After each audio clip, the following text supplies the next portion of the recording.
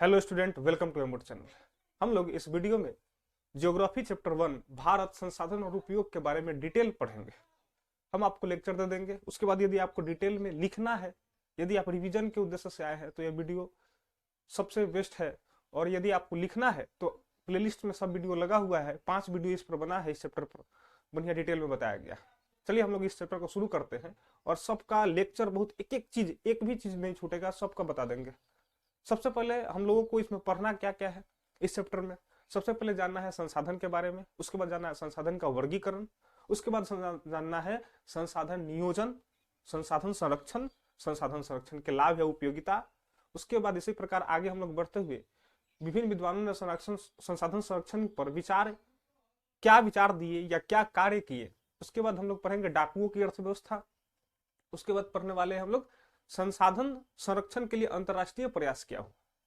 उसी प्रकार आगे बढ़ते हुए हम लोग पढ़ेंगे संसाधन संरक्षण के लिए पृथ्वी सम्मेलन, है ना, बहुत सारे सम्मेलन हुए थे। उसके बाद पढ़ेंगे ग्लोबल वार्मिंग या क्योटो सम्मेलन। उसके बाद एजेंडा 21 या सतत विकास पढ़ेंगे। कुल 11 को टॉपिक पढ़ना है हम लोगों को। उसके बाद हमारा चैप्टर 1 शॉर्ट में समाप्त हो जाएगा। तो चलिए हम लोग सबसे पहले स्टार्ट करते हैं संसाधन। क्या स्टार्ट करते हैं? संसाधन। देखिए, दुनिया में जो भी चीज है जो मनुष्य की आवश्यकता को पूरा करता है उसे संसाधन कहते हैं। क्या कहते हैं? संसाधन कहते हैं। अब बताइए कौन ऐसा चीज है जो मनुष्य की आवश्यकता को पूरा नहीं करता है? आप अपने घर में देख लीजिए, जो आपकी आवश्यकता, यदि आपकी आवश्यकता को पूरा नहीं कर पाए तो आप घर में रखेंगे ही नहीं। समझ रहे? घर भी हमारे संसाधन ही है। क्या है? संसाधन है। तो जियोग्राफी के भाषा में संसाधन करते हैं। संसाधन के संदर्भ में विभिन्न विद्वानों ने अपना अपना राय दिया। विद्वान जो होते हैं बड़े बड़े बातों को बहुत शॉर्ट में बोल देते हैं। उसी प्रकार एक नाम आता है जिम्मरमैन का। जिम्मरमैन ने कहा था संसाधन होते नहीं बनते। अब देख लीजिए, ये कपड़ा बन है था का पहले नहीं, इसको बनाया गया। क्या किया गया? बनाया गया। तो उन्होंने सही बात बोला। उसके बाद हम लोग पढ़ने वाले हैं, दूसरा टॉपिक हमारा है संसाधन का वर्गीकरण। तो किसी भी चीज का क्लासिफिकेशन जो किया जाता है, वर्गीकरण जो किया जाता है, उसका कुछ बेस लिया जाता है। क्या लिया जाता है? बेस या आधार लिया जाता है। जैसे मनुष्य का वर्गीकरण हम कर सकते हैं। अब किस आधार पर? तो रंग के आधार पर मनुष्य का वर्गीकरण करें तो 3 भाग में बांट सकते हैं, काला, गोरा, सांवला। समझ रहे हैं? यदि मनुष्य को आर्थिक स्थिति के आधार पर वर्गीकरण करे तो 3 भाग में बांट सकते हैं, अमीर, गरीब और मध्यम वर्ग का। समझ रहे हैं? उसी प्रकार संसाधन का वर्गीकरण जो किया गया उसका बेस लिया गया है, आधार लिया गया है। और संसाधन को 4 आधारों पर बांटा गया। कितना आधार पर बांटा गया है? 4 आधार पर। ध्यान से सुनिएगा। पहला जो है उत्पत्ति के आधार पर, जिसको कहते हैं जन्म लेने के आधार पर संसाधन को बांटा गया है। दूसरा आधार जो लिया गया है वह है दूसरा उपयोगिता के आधार पर, ठीक है। और तीसरा जो आधार लिया गया है वह है विकास के आधार पर। और चौथा स्वामित्व के आधार पर। संसाधन के कोई ना कोई मालिक होता है, उसको कहते हैं स्वामित्व के आधार पर। अब एक एक चीज को तब निश्चिंत रहिए, एक एक चीज को पढ़ेंगे डिटेल में, ध्यान से केवल सुनिएगा, सब रिवीजन हो जाएगा। सबसे पहला है उत्पत्ति के आधार पर, जन्म लेने के आधार पर संसाधन 2 भागों में बांटा गया। कितने भाग में बांटा गया है? 2 भागों में, जैव संसाधन और अजैव संसाधन। अब जैव संसाधन किसे कहते हैं? वैसा संसाधन जो जीव मंडल से प्राप्त हो, जिसमें जान या प्राण हो, उसको जैव संसाधन कहते हैं। जैसे मनुष्य खुद भी एक जैव संसाधन है। एग्जाम्पल में पशु जैव संसाधन है, पशु से ढेर सारा कार्य लेते हैं।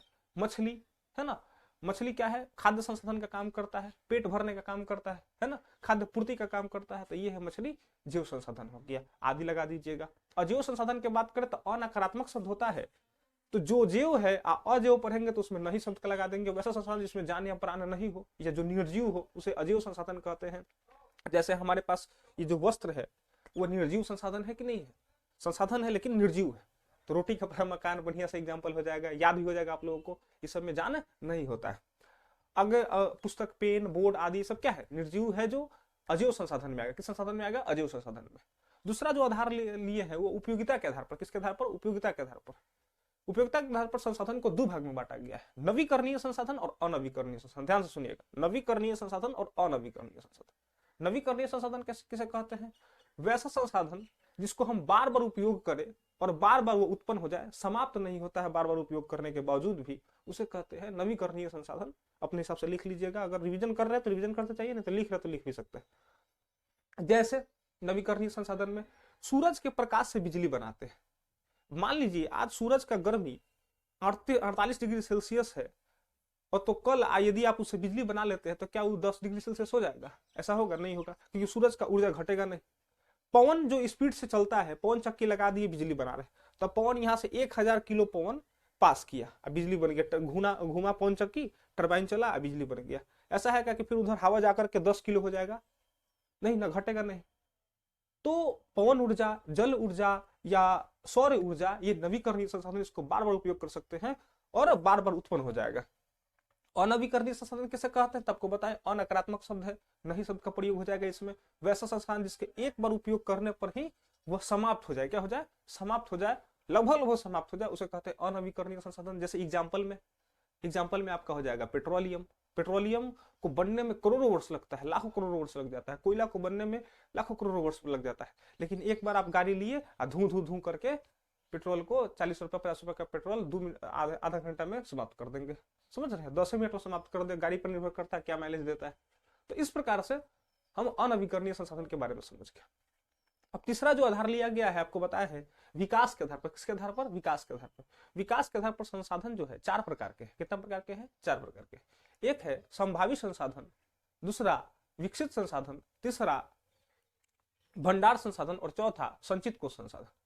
संभावी संसाधन के बारे में यदि बात करें तो वैसे संसाधन जो किसी खास क्षेत्र में पाए जाते हैं, किसी खास विशेष क्षेत्र में पाए जाते हैं और जिसको भविष्य में उपयोग में लाए जाने की संभावना है। क्या है, संभावना, उसको संभावी संसाधन कहते हैं। जैसे हिमालय क्षेत्र का जो खनिज पदार्थ है उसको भी यूज नहीं किया जा रहा है, लेकिन भविष्य में उसकी संभावना है कि उसको उपयोग में लाया जाएगा।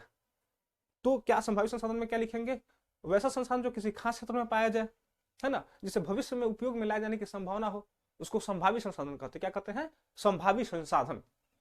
एग्जाम्पल में लिख लेंगे आप लोग, हिमालय क्षेत्र का खनिज पदार्थ, सौर, गुजरात राजस्थान का सौर ऊर्जा का क्षेत्र या पवन ऊर्जा का क्षेत्र, क्योंकि वहां पर सौर ऊर्जा, पवन ऊर्जा के लिए बहुत व्यापक ये जो हमारा एरिया है वो सौर ऊर्जा और पवन ऊर्जा के रूप में बिजली को बना सकते हैं उसका उपयोग करके, लेकिन अब यूज नहीं कर रहे हैं, है ना, लेकिन भविष्य में यूज करने की संभावना, तो उसको संभावित संसाधन।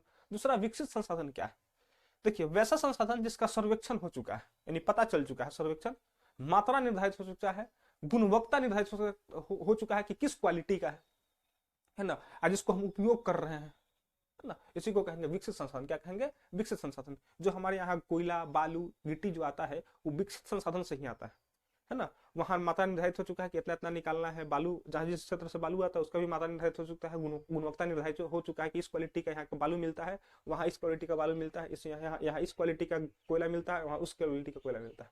समझ रहे हैं, इस प्रकार से। तो विकसित संसाधन समझ गए। उसके बाद हम लोग समझेंगे भंडार संसाधन। क्या समझेंगे, भंडार संसाधन, वैसा संसाधन जिसको, जो मानवीय आवश्यकता को पूरा कर सकता है, परंतु उसके उपयोग के लिए हमारे पास तकनीकी का अभाव है, यानी टेक्नोलॉजी नहीं है। क्या नहीं है, टेक्नोलॉजी नहीं है। जैसे H2O है, यानी जल है, उसको तोड़ेंगे तो ऊर्जा मुक्त होगा, उस ऊर्जा से हम गाड़ी चला सकते हैं। कभी कभी शब्द सुने होंगे कि जल से गाड़ी चल रहा है, पानी से कोई नमूना प्रस्तुत किया है कि जल से गाड़ी चला दिया है। हाँ, तो हो सकता है, संभव है, लेकिन हमारे पास इतना टेक्नोलॉजी नहीं है कि उसको व्यापक स्तर पर उपयोग करें और जल से गाड़ी को चला पाए। हाइड्रोजन ईंधन का प्रयोग करें, आजकल ईंधन के रूप में क्या प्रयोग करते हैं, पेट्रोलियम, कोयला आदि के रूप में प्रयोग करते हैं। तो संभावना व्यक्त किया जा रहा है कि हाइड्रोजन ईंधन भविष्य में होगा। हाइड्रोजन जो है हमारी आवश्यकता को पूरा कर सकता है, पेट्रोल की खपत को कम कर सकता है, पेट्रोल का स्थान ले सकता है, लेकिन हमारे पास टेक्नोलॉजी नहीं है कि वैसा हम अभी कर पाए। तो इसको कहेंगे भंडार संसाधन। उसके बाद समझिए संचित कोष संसाधन क्या है। भंडार संसाधन, संचित कोष संसाधन लगभग सेम है, लेकिन समझ लीजिए कि संचित कोष संसाधन में क्या लिखेंगे, वैसा संसाधन जो मानवीय आवश्यकताओं को पूरा कर सकता है, जो जिसके उपयोग करने के लिए हमारे पास टेक्नोलॉजी भी है, तकनीकी भी है ना, लेकिन यूज नहीं कर रहे हैं, व्यापक स्तर पर उसको यूज नहीं कर रहे, तो उसको कहेंगे संचित कोष संसाधन। क्या कहेंगे, संचित कोष संसाधन। जैसे हमारे पास टरबाइन है, टरबाइन जानते क्या होता है, मोटर जैसा होता है, आगे पंखी लगा रहता है, वो पंखी जब तेज गति से घूमेगा तो बिजली बनता है। तो बांध बना दिए, बांध छोटा सा द्वार छोड़ देंगे कि ताकि पानी एकत्रित हो जाए, द्वार खोले तो बहुत तेजी से पानी निकले, और वहां पर टरबाइन लगा देंगे तो पानी के वेग से पंखी घूमने लगेगा, टरबाइन घूमेगा जब, तो बिजली बन जाएगा। ऐसा हमारे पास टेक्नोलॉजी है, मानवीय आवश्यकता को पूरा कर सकता है, बिजली उत्पादन कर सकता है, लेकिन कर नहीं रहे हैं, है ना, बहुत सीमित मात्रा में इसका उपयोग कर रहे हैं। तो इसको कहेंगे संचित कोष संसाधन, या संचित कोष संसाधन को हम लोग सीमित संसाधन भी कहते हैं। क्या कहते हैं, सीमित संसाधन, क्योंकि हमारे पास टेक्नोलॉजी है जो मानवीय आवश्यकता को पूरा कर सकता है, लेकिन हम लोग कर नहीं रहे हैं। इसको कहेंगे संचित कोष संसाधन, संचित करके रखा गया है कि आगे चलकर इसका यूज करेंगे। अभी भी बहुत सारा बिजली, 80% जो बिजली होता है कोयले से बनता है ना, 20% में सौर ऊर्जा आदि से बिजली बनाते हैं, कोयला को जला करके बनता है। तो संचित कोष संसाधन समझ के क्या होता है, इसको भविष्य की पूंजी कहा गया। तो ऑब्जेक्टिव में प्रश्न आता है कि किस संसाधन को सीमित संसाधन क्या कहा गया है, तो संचित कोष संसाधन को। किसे भविष्य की पूंजी कहा गया है, तो संचित कोष संसाधन को। बात समझ रहे कि नहीं समझ रहे हैं। तो यहां तक हम लोग समझ गए विकास के आधार पर। अब समझिए स्वामित्व के आधार पर संसाधन किसे कहते हैं। स्वामित्व के आधार पर संसाधन को कितने भागों में बांटा गया, तो स्वामित्व के आधार पर भी संसाधन को 4 भागों में बांटा गया है। व्यक्तिगत संसाधन, राष्ट्रीय सामुदायिक संसाधन, राष्ट्रीय संसाधन और अंतरराष्ट्रीय संसाधन। व्यक्तिगत संसाधन किसे कहेंगे, देखिए ये जो हमारा स्वेटर है ये आपका नहीं है, समझ रहे हैं, नहीं मेरा है, तो इसी को व्यक्तिगत संसाधन कहेंगे। मतलब वैसा संसाधन जिस पर किसी खास व्यक्ति का अधिकार हो उसको व्यक्तिगत संसाधन कहते हैं। किसी व्यक्तिगत संसाधन के लिए हमको सरकार को रेंट, लगान या कर चुकाना पड़ता है, समझ रहे हैं। जैसे हमारे पास ये जो घर है मेरा, इसके बदले साल में एक बार या यहाँ पर सरकार को टैक्स देना पड़ता है ना, जिसको कहते हैं घर कर, या इसको लैंड कर भी देना पर। आपके पास बहुत ज्यादा भूमि है तो उसके भी कर देना पड़ेगा, है ना। आपके पास बाग बगीचा है तो उसका भी कर देना पड़ेगा। आपके पास कुआं तालाब आदि है तो उसका भी, क्योंकि तालाब सब तो मछली उत्पादन करता है कि नहीं करता है, तो उसके बदले सरकार के यहाँ रजिस्टर कराना पड़ेगा, उसको टैक्स देना पड़ेगा। तो व्यक्तिगत संस्थान किसे कहते हैं, तो ऐसा संस्थान जिस पर किसी खास व्यक्ति का अधिकार हो और उसके बदले वो सरकार को कर भी चुकाता हो, उसको कहेंगे व्यक्तिगत संसाधन। अब दूसरा है सामुदायिक संसाधन। सामुदायिक शब्द से समझ रहे हैं, सामुदायिक वैसा संसाधन जिस पर किसी खास व्यक्ति का अधिकार नहीं हो बल्कि किसी खास समूह के पूरे लोगों का अधिकार हो, या किसी खास समुदाय के पूरे लोगों का अधिकार हो, उसको कहेंगे सामुदायिक संसाधन। अब समझिए सामुदायिक संसाधन, जैसे मंदिर जो है, मंदिर पर पूरा हिंदुस्तान के लोगों का अधिकार नहीं है, लेकिन पूरा हिंदुस्तान में हिंदू समाज के लोगों का अधिकार है। ऐसा तो नहीं कि केवल पंडित जी का ही मंदिर है, हिंदू समाज का पूरा अधिकार है, तो मंदिर जो है सामुदायिक संसाधन में आ जाएगा, है ना। शमशान घाट, शमशान पर ऐसा है क्या केवल हिंदू धर्म के केवल एक ही जाति के लोग लाश जलाते हैं, सभी लोग लाश जलाते हैं, है ना, तो दहन करते हैं। तो ये सब समझिए कि ये क्या है, सामुदायिक संसाधन है। कब्रिस्तान में मुसलमान समुदाय के सभी लोगों का अधिकार है, न कि मुसलमान के किसी एक जात का, समझने के लिए समझते हैं। तो ये होगा सामुदायिक संसाधन। एग्जाम्पल में लिख लीजिएगा, मंदिर मस्जिद का परिसर, कब्रिस्तान, शमशान, ये सब क्या है, सामुदायिक संसाधन में आ जाता है। अब आगे हम लोग चलेंगे, राष्ट्रीय संसाधन किसे कहते हैं, तो वैसा संसाधन जो किसी देश की सीमा के अंतर्गत आता हो या जिस पर पूरे राष्ट्र का अधिकार हो, उसको कहेंगे राष्ट्रीय संसाधन। क्या कहेंगे, राष्ट्रीय संसाधन। जैसे अब एक चीज नोट करने योग्य बात क्या है, नोट कर लीजिएगा इसको, कि कोई भी व्यक्तिगत संसाधन पहले राष्ट्रीय संसाधन है। हमारा जो संसाधन है, हमारा जो संपत्ति है, वो हमन होने से पहले देश का संपत्ति है। अगर बिहान कह दे सरकार कि तुम ये घर खाली कर दो, तो हमको घर खाली करना पड़ेगा, क्योंकि व्यक्तिगत संसाधन कमाए हम हैं, हमने बनाया है, लेकिन हमसे पहले किसका अधिकार हो जाता है, राष्ट्र का अधिकार हो जाता है। तो बिहान यदि सरकार खाली करवाना चाहता करवा सकता है, लेकिन शर्त क्या है, शर्त यह है कि आपके संपत्ति को लेने से वो राष्ट्र कल्याण करे, तभी आपको खाली करा सकता है, नहीं तो मौलिक अधिकार का हनन हो जाएगा। समझ रहे कि नहीं समझ रहे। तो यदि हमारे यहाँ कुआं मिल जाए, क्या मिल जाए, तेल का कुआं मिल जाए, तो हमको जब पता चल जाएगा तो हम ही खुद तेल निकाल निकाल करके दिन रात अमीर हो जाएंगे, है ना। उसके बाद सबको आंख देखते चलेंगे, आप खुद अमीर हो जाएंगे। अब आप देखते देखते रात ही रात क्या हो जाएंगे, विश्व के गिने चुने लोगों में हमारा नाम आ जाएगा। और इससे क्या हो जाएगा, इससे अव्यवस्था फैल जाएगा, हम बहुत ज्यादा अमीर हो जाएंगे, हमारे रिलेटिव बहुत ज्यादा अमीर हो जाएगा, केकरो बात नहीं मानेंगे, इतना ताकत पावर हो जाएगा। समझ रहे कि नहीं समझ रहे। तो जब इस बात को जब सरकार जानेगा तो सरकार इसको कब्जा में कर लेगा। सरकार कहेगा कि अपना संपत्ति खाली कीजिए, इसके बदले हम थोड़ा सा आपको जमीन देते हैं, हो सकता है जॉब भी दे देवे जहां तेल वाला क्षेत्र जो मिला है उसमें काम करने के लिए, लेकिन वो आपको नहीं छोड़ेगा, क्योंकि आप जब तेल वाला कुआ आपका जब अधिकार होगा उस पर, तो आप केवल अपने कल्याण कीजिएगा, लेकिन राष्ट्र जब ले लेगा तो उसको पूरा विश्व भारत के कल्याण पर खर्च करेगा। उस तेल को बेच करके जब रेवेन्यू जो आएगा, राजस्व जो आएगा, उसका उपयोग करेगा क्या करने में, रोड बनाने में, सड़क बनाने में, रोड सड़क आदि बनाने में, हॉस्पिटल बनाने में, IT कॉलेज बनाने में, है ना, ये सब सारी चीज करने में। तो कोई भी व्यक्तिगत संसाधन सबसे पहले क्या है, राष्ट्रीय संसाधन। अच्छा, एक प्रश्न और उठता है कि भारत को अगर नक्शा पर देखते हैं, भारत कुछ इस प्रकार से है, उसके बाद हिंद महासागर स्टार्ट होता है। तो ऐसा तो नहीं है कि भारत में ऐसे गए जा रहे हैं, केवल जैसे ही भारत के भूमि के आगे एगो पैर रखेंगे हिंद महासागर में तो एक बार डूब जाएंगे अंदर में, अनंत की ओर, अनंत में डूब जाएंगे, ऐसा तो नहीं है। धीरे धीरे भूमि समाप्त होता है, लैंड समाप्त होता है, पहले तट आता है, किछाड़ जिसको कहते हैं, धीरे धीरे समाप्त हो जाएगा। तो उस पर किसका अधिकार होगा, तो उस पर भी भारत का अधिकार होगा। तो नोट में लिख लीजिएगा कि किसी भी देश के तट रेखा से 200 किलोमीटर का क्षेत्र राष्ट्रीय संसाधन में आता है। इसको हम अपवर्जक आर्थिक क्षेत्र भी कहते हैं, बेहतरीन तरीके से पढ़ा दिए। इसे क्या कहते हैं, अपवर्जक आर्थिक क्षेत्र भी कहते हैं। तो पूछता अपवर्जक आर्थिक क्षेत्र किसे कहते हैं, तो नोट कर लीजिएगा। अंतरराष्ट्रीय संसाधन क्या है, तो वह संसाधन जिस पर विश्व के सभी देशों का अधिकार हो और वह इसका उपयोग सबके सहमति से करे, उसको कहेंगे अंतरराष्ट्रीय संसाधन।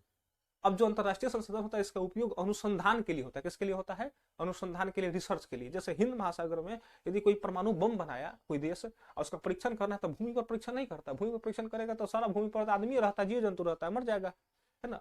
तो हिंद महासागर या कोई बड़ा सा महासागर में बीच में जाकर के परीक्षण करेगा कि ताकि भूमि वाले पर दिक्कत ना हो। वहां पर भी प्रॉब्लम होता है, वहां पर भी मछली उछली को प्रॉब्लम होता है, बीच में होता है। लेकिन अब कई ऐसे महासागर है जिनका अंदर गहराई जो है अनंत है, तो वहां पर करने से अच्छा, भूमि पर करने से अच्छा है कि वहां पर बहुत कम हानि होता है, तो वहां पर परीक्षण होता है, तो पूरा विश्व की सहमति से हो पाएगा। इसीलिए देखते हैं टीवी पर न्यूज आता है कि ये देश परमाणु परीक्षण करने वाले है, पूरा दिखाया जाता है कि नहीं दिखाया जाता है, क्योंकि सारा देश के सहमति से हो जाता होता है अंतरराष्ट्रीय संसाधन का उपयोग। तो हम लोग सारा संसाधन का वर्गीकरण पढ़ लिए। अब हम लोग पढ़ेंगे अगला जो पॉइंट है वह है संसाधन नियोजन। क्या है? संसाधन नियोजन। जो परिवार नियोजन समझते हैं वही संसाधन नियोजन भी समझ जाएंगे।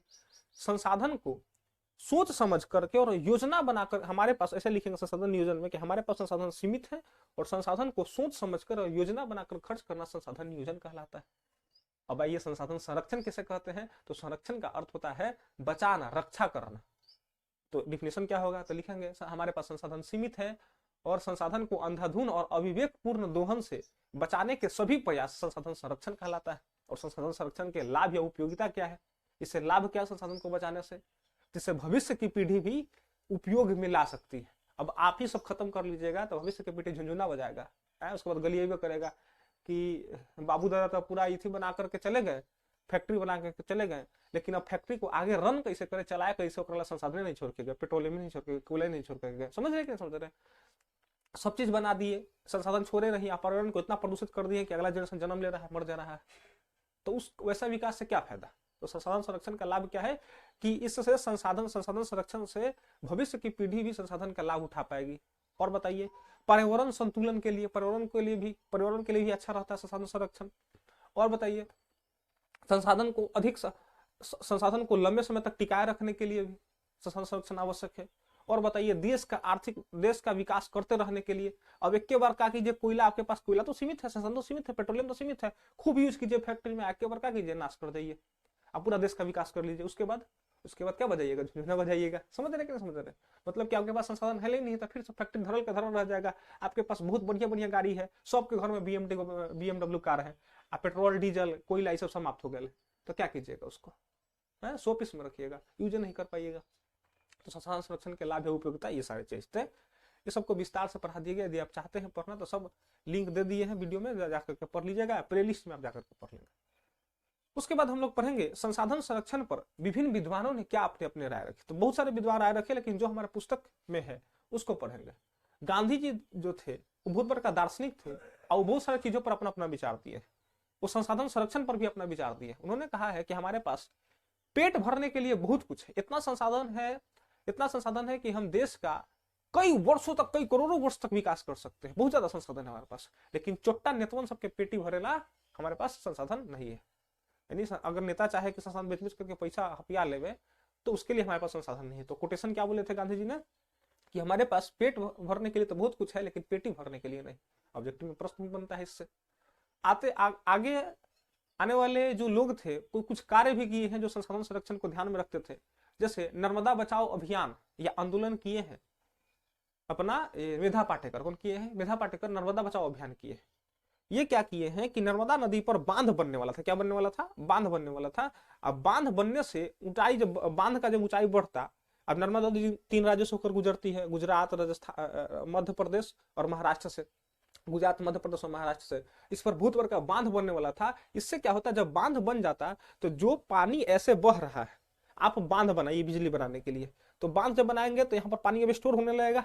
तो इस क्षेत्र, जो पीछे वाला क्षेत्र है, बांध के पीछे वाला क्षेत्र है, वो बहुत ज्यादा जलमग्न हो जाएगा, पानी से भर जाएगा। यहाँ पर जो लोग होते हैं उनको पलायन करना पड़ेगा। तो यही प्रॉब्लम उत्पन्न हो गया था कि लाभ कम हो रहा था बांध बनाने से, हानि ज्यादा हो रहा था। बांध बनाने से हजारों के हजारों हेक्टेयर जलमग्न हो जाता है ना, सब लोगों का पलायन करना पड़ता, घर छोड़ना पड़ता अपना, साथ साथ लगातार जलमग्न रहता, साथ साथ जितना भी वन था वो सब नष्ट हो जाता, सड़ गल जाता। सड़ने गलने से वायु प्रदूषण होता, इसलिए पर्यावरण के लिए भी खतरा था। तो मेधा पाटेकर ने इस नर्मदा थी जो प्रोजेक्ट जो आया हुआ था, परियोजना जो आया था, उसका विरोध किए, नर्मदा बचाओ अभियान शुरू किए। तो पूछता है कि नर्मदा बचाओ अभियान किसने किया था? मेधा पाटेकर ने। तो ध्यान रखिएगा कि नर्मदा बचाओ अभियान से जल भूमि संरक्षण हुआ, भूमि को डूबने से बचाया गया, कृषि भूमि खराब हो जाता है कि नहीं होता, कृषि योग्य भूमि पर खेती नहीं कर पाता आदमी। साथ साथ आपको बताया नर्मदा बचाओ अभियान से वन संरक्षण हुआ, पर्यावरण संरक्षण हुआ, लोगों के घर का जीवन संरक्षण हुआ। समझ रहे? तो इस मेधा पाटकर किए थे। चिपको आंदोलन एक है, चिपको आंदोलन का नेतृत्व करता है सुंदरलाल बहुगुणा। इसमें क्या था, बहुत सारा वन संरक्षण किया गया, बहुत सारा पेड़ को बचाया गया, कटने से बचाने के लिए लड़ाई नहीं किया गया। इसमें लोग चिपक जाते थे कि अगर काटना हो अगर पेड़ को तो काटो पहले हमको, है ना। इस प्रकार से चिपको आंदोलन चलाया गया, किसके द्वारा? तो सुंदरलाल बहुगुणा के द्वारा। तो नोट कर लीजिएगा इसको संसाधन संरक्षण के संदर्भ में। संदीप पांडे थे, उन्होंने वर्षा जल संग्रह कर करके कृषि भूमि के फैलाव पर बल दिया कि गुजरात और राजस्थान का जो क्षेत्र है उसमें वर्षा जल बचाया जाए। देखो तो वर्षा भी नहीं, भूमि तो कृषि योग्य भूमि है नहीं, कुछ वर्षा भी होता है तो उसको वेस्ट कर देते हैं, उसको जल का संरक्षण कीजिए और उससे खेती कीजिए, इस प्रकार से। तो सब चीज लिख लीजिएगा। अब आगे हम लोग पढ़ेंगे डाकुओं की अर्थव्यवस्था। किसकी अर्थव्यवस्था? डाकुओं की अर्थव्यवस्था। डाकू मतलब होता है लुटेरा, जो लूट पाट लेवे। तो समझिए, किसी देश की वैसी अर्थव्यवस्था जिसमें मानव और तकनीकी, मानव और टेक्नोलॉजी, मानव और तकनीकी का उपयोग कर उसके संसाधन का अविवेकपूर्ण अंधाधुंध हवन करना डाकुओं की अर्थव्यवस्था कहलाता है। समझ रहे हैं कि नहीं समझ रहे हैं? तो एक बार और आप सुन लीजिएगा। किसी देश की वैसी अर्थव्यवस्था जिसमें मानव और तकनीकी का उपयोग कर संसाधनों का अविवेकपूर्ण और अंधाधुंध दोहन करना डाकुओं की अर्थव्यवस्था कहलाती है। अब आगे हम लोग पढ़ने वाले हैं संसाधन, हम लोग डाकुओं की अर्थव्यवस्था पढ़ लिए। अब समझिए संसाधन संरक्षण के लिए अंतरराष्ट्रीय प्रयास किए हुए, अंतरराष्ट्रीय प्रयास, विश्व स्तर पर प्रयास किया गया। तो सबसे पहले संसाधन संरक्षण के लिए सबसे पहले रोम में एक जगह है, इटली में एक जगह है रोम, इटली की राजधानी रोम पड़ता है। वहां पर क्लब ऑफ रोम लोग बैठे और वहां पर विश्व के अंतरराष्ट्रीय स्तर पर लोग बैठे और लोगों ने चर्चा उठाया इस बात को सबसे पहले क्लब ऑफ रोम में कि संसाधन संरक्षण कीजिए। संसाधन देश के विकास के क्रम में आप संसाधन के इतना यूज कर रहे हैं, इतना यूज कर रहे हैं कि एक समय बाद संसाधन समाप्त हो जाएगा और उसके बाद झुनझुना बजाते रहिएगा। और साथ साथ पर्यावरण को भी इतना प्रदूषित कर रहे हैं कि आने वाला पीढ़ी के लिए भी करेगा। तो सबसे पहले बात उठाया गया क्लब ऑफ रोम में संसाधन संरक्षण के लिए। और दूसरा, संसाधन संरक्षण पर जो विचार थे गांधी जी को, उसको स्मॉल इज ब्यूटीफुल, एगो पुस्तक है स्मॉल इज ब्यूटीफुल, सुमशेर नाम के व्यक्ति लिखा है स्मॉल इज ब्यूटीफुल पुस्तक। उसमें गांधी जी के विचार प्रकाशित हुआ 1974 के करीब में। तो पूछता है स्मॉल इज ब्यूटीफुल में किसके विचार प्रकाशित हुए थे? गांधी जी के। किस चीज पर विचार था? संसाधन संरक्षण पर। किसने इस पुस्तक को प्रकाशित किया? तो सुमशेर ने। कब? तो 1974 में। ऑब्जेक्टिव के लिए प्रश्न बनता है। और उसके बाद सबसे ज्यादा आंख खोलने का काम किया है संसाधन संरक्षण पर, तो वो किया है ब्रंटलैंड आयोग। ये जो आयोग था ये तो लोगों को चकित करके रख दिया। अंतरराष्ट्रीय स्तर पर जब सम्मेलन हुआ तो इतना मोटा पुस्तक ले गया, इतना मोटा डायरी लेकर गया, है ना, पेज लेकर के गया, ऐसे डॉक्यूमेंट दिखाया कि देखिए ये हमारा जो पेज है ये है जीव जंतुओं के विनाश का, ये जो हमारा पेज है ये है सारा जो रिपोर्ट है ये है वन्य का विनाश का, ये जो है जो रिपोर्ट है ये है बर्फ के पिघलने का। ऐसे पूरा चकित करके रख दिया है, चकित करके रख दिया कि आप आई सब काहे हुआ है? क्योंकि आप संसाधन का संरक्षण नहीं कर रहे, संसाधन को बचा नहीं रहे हैं, अंधाधुंध धोन कर रहे हैं। पूरा लोग कहे कि हाँ बात तो सही बोल रहा है ब्रंटलैंड आयोग। ब्रंटलैंड आयोग जो था पूरा विश्व के आंख खोल कर रख दिया संसाधन संरक्षण पर। अब बताया एक एक चीज पर कि देखिए आप क्या कर रहे हैं संसाधन संरक्षण के संदर्भ में। संसाधन तो सीमित है नहीं, संसाधन आने वाला समय में संसाधन बहुत जिस प्रकार से आप संसाधन का अंधाधुंध दोहन कर रहे हैं, संसाधन तो समाप्त हो ही जाएगा आने वाले समय में, लेकिन पर्यावरण इतना प्रदूषित हो जाएगा कि जीना मुश्किल हो जाएगा, है ना। प्रदूषण का समस्या बढ़ रहा है कि नहीं बढ़ रहा है? तो इतना प्रदूषित हो जाएगा कि जीना मुश्किल हो जाएगा। क्या हो जाएगा? जीना मुश्किल हो जाएगा।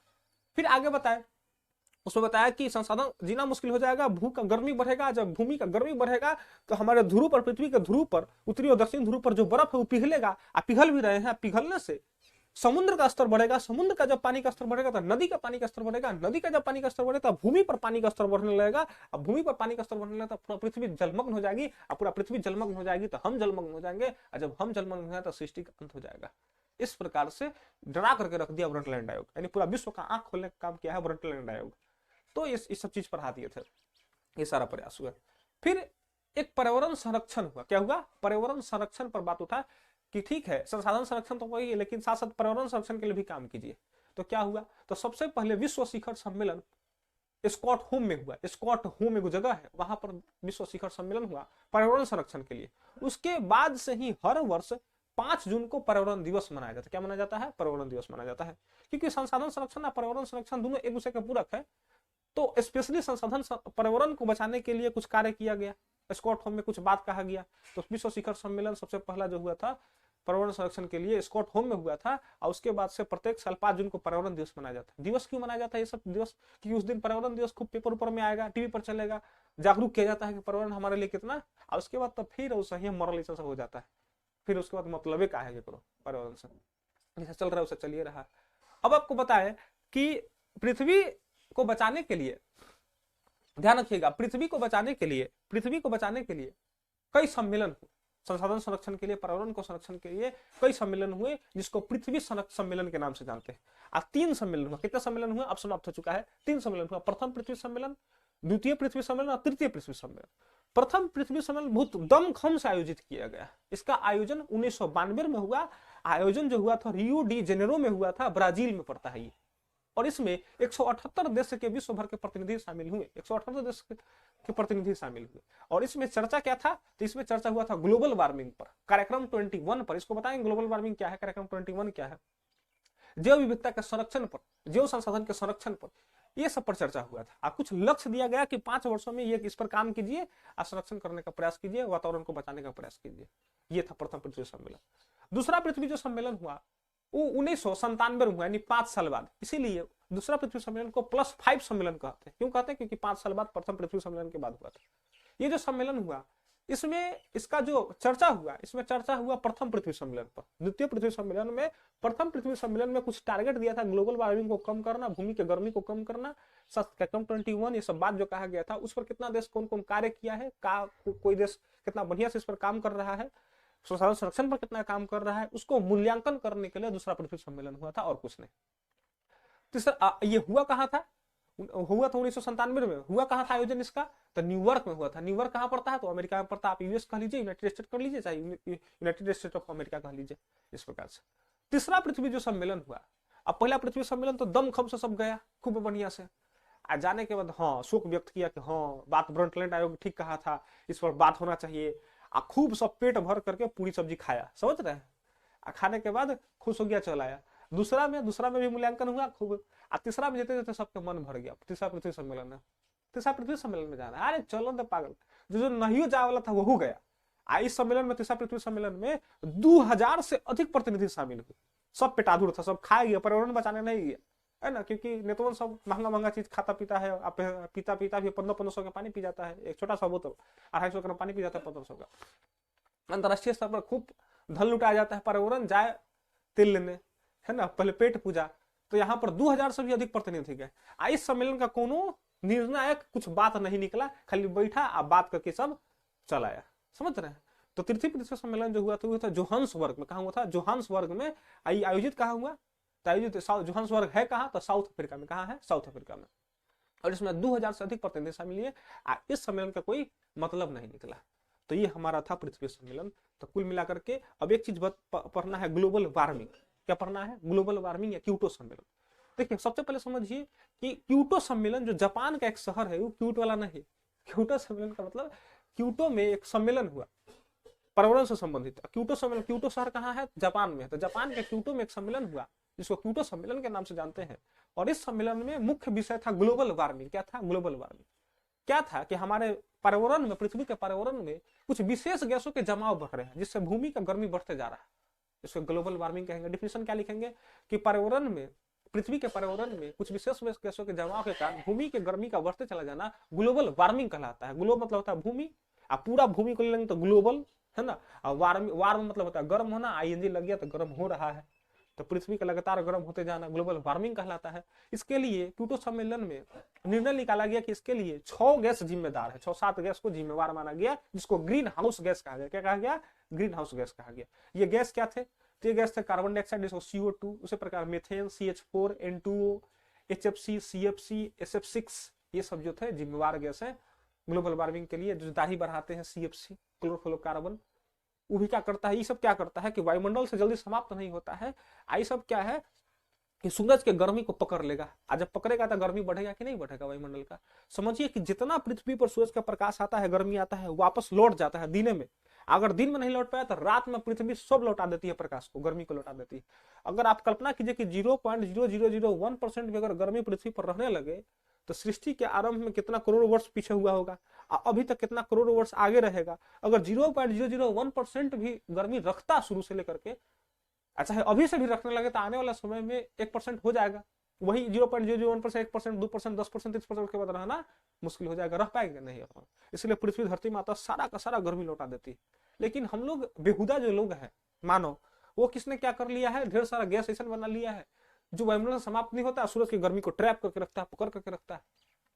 इससे भूमि का गर्मी बढ़ता चला जा रहा है। इससे क्या होगा, ग्लेशियर पिघलेगा, ग्लेशियर जब पिघलेगा तो पानी का स्तर बढ़ेगा, पानी का स्तर बढ़ेगा तो भूमि पर पानी छा जाएगा, बाढ़ की समस्या से पृथ्वी समाप्त हो जाएगी। समझ रहे कि नहीं समझ रहे? तो ये ग्लोबल वार्मिंग या ग्लोबल वार्मिंग के लिए उत्तरदायी कारक। ग्लोबल वार्मिंग पर चर्चा क्योटो सम्मेलन हुआ था। क्योटो सम्मेलन कहाँ हुआ था? तो जापान में हुआ था। ये सब चीज ऑब्जेक्टिव के उद्देश्य से बहुत इंपॉर्टेंट है। उसके बाद हम एक चीज आपको बताए थे, प्रथम प्रदूषण सम्मेलन बता रहे थे तो उसमें एक चर्चा किए थे कार्यक्रम 21 का। ये कार्यक्रम 21 क्या है, या इसको एजेंडा 21 के नाम से खूब पूछता है। ये जो एजेंडा 21 है इसमें सतत विकास, सस्टेनेबल डेवलपमेंट या कंटिन्यू डेवलपमेंट पर बल दिया गया। अब ये सतत विकास क्या है, तो इकोनॉमिक चैप्टर 1 जो पढ़े उसमें बेहतरीन तरीके से आपको समझा दिए थे कि सस्टेनेबल डेवलपमेंट या सतत विकास क्या है। देखिए इसमें कहा गया कि एजेंडा 21 या कार्यक्रम 21 में चर्चा किया गया कि देखिए विकास इतना तेज से आप कर रहे हैं कि संसाधन तो समाप्त हो ही जाएगा, साथ साथ पर्यावरण इतना प्रदूषित हो जाएगा कि आगे की पीढ़ी जन्म नहीं ले पाएगी, जन्म लेते ही मर जाएगी। इतना विषैला हमारा पर्यावरण हो जाएगा, इतना वायुमंडल खराब हो जाएगा, है ना। फिर एक समय बाद संसाधन समाप्त तो विकास कार्य भी समाप्त हो जाएगा, उसके बाद झुंझुना बजाएंगे हम लोग। इस सारा शब्द का प्रयोग किया गया, इस सबको समझाया गया सबको। सभी देशों ने बीच में बैठ कर राय निकाला कि क्या ऐसा करे कि पर्यावरण प्रदूषण से भी बचा जा सके, भविष्य की पीढ़ी भी सुरक्षित रहे, आगे चल के अपना आए तो गली आए नहीं हम लोग को कि हम लोग नाश करके छोड़ दिए हैं, है ना। साथ साथ विकास हम करते रहे, इसके लिए एक अवधारणा प्रस्तुत किया गया और एक अवधारणा बताया गया कि सतत विकास कीजिए। क्या कीजिए? सतत विकास, यानी सस्टेनेबल डेवलपमेंट कीजिए। अब ये क्या सतत विकास क्या है? तो पर्यावरण को ध्यान में रखते हुए, भविष्य पर्यावरण को वर्तमान में पर्यावरण को ध्यान में रखते हुए और भविष्य की पीढ़ी को ध्यान में रखते हुए अपनाई गई विकास की पद्धति को सतत विकास कहते हैं। क्या कहते हैं? सतत विकास कहते हैं। ये कब किया गया था? तो एजेंडा 21 में सतत विकास की अवधारणा लिया गया था। सतत विकास की उपयोगिता क्या है? सतत विकास की उपयोगिता क्या है अगर आप बात करें तो सतत विकास की उपयोगिता संसाधन संरक्षण के लिए, पर्यावरण संरक्षण के लिए, साथ साथ भविष्य के पीढ़ियों के संरक्षण के लिए, ये सब क्या है? सतत विकास की उपयोगिता है। यहां तक आप लोग ज्योग्राफी चैप्टर 1 समाप्त हो गया है। अब एक शब्द पूछ देता है कि मानव, और पूछता है प्रश्न कि संसाधन के उपयोग में तकनीकी की भूमिका बताइए या तकनीकी के महत्व को बताइए। तो संसाधन के उपयोग में तकनीकी का महत्व बहुत ज्यादा महत्वपूर्ण है, काफी महत्वपूर्ण है। जैसे तकनीकी का मतलब होता है टेक्नोलॉजी। आपके पास विद्युत ऊर्जा है ना, गर्मी खूब लग रहा है लेकिन आपके पास पंखा की तकनीकी नहीं है, टेक्नोलॉजी नहीं है कि आप पंखा बना पाए हैं, तो आप बिजली को रखकर क्या कीजिएगा? मुंह ताकिएगा। समझ रहे कि नहीं समझ रहे?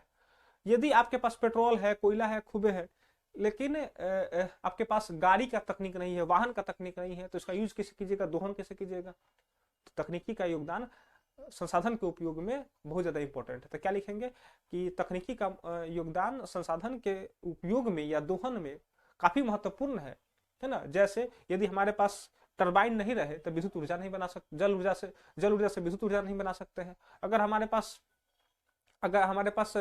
वाहन नहीं रहे तो पेट्रोलियम का हम लोग उपयोग नहीं कर पाएंगे। तो सब तकनीकी का महत्व है। तो ये हमारा चैप्टर हो गया एंड। और आप लोग यदि विस्तार से पढ़ना चाहते हैं तो प्लेलिस्ट में जाए, सब लगा हुआ है। History chapter 1, economics chapter 1, civics chapter 1 का भी वीडियो एकदम वन शॉर्टेड वीडियो बनाएंगे बहुत ही बेहतरीन तरीका से। आप लोग कमेंट करके बताएं कि कैसा लगा वीडियो, और क्या हिस्ट्री चैप्टर 1 का वीडियो बनाया जाए, क्या सिविक्स चैप्टर 1 का वीडियो बनाया जाए, क्या इकोनॉमिक्स चैप्टर 1 का वीडियो बनाया जाए। ऐसे ही डिटेल वीडियो पूरा कहानी की तरह, हिस्ट्री तो एकदम गर्दा कहानी की तरह है। तो आप लोग को बहुत बहुत धन्यवाद। वीडियो को सब्सक्राइब कर, चैनल को सब्सक्राइब कर, वीडियो को लाइक करें, अपने दोस्तों को भी बताएं। चलिए।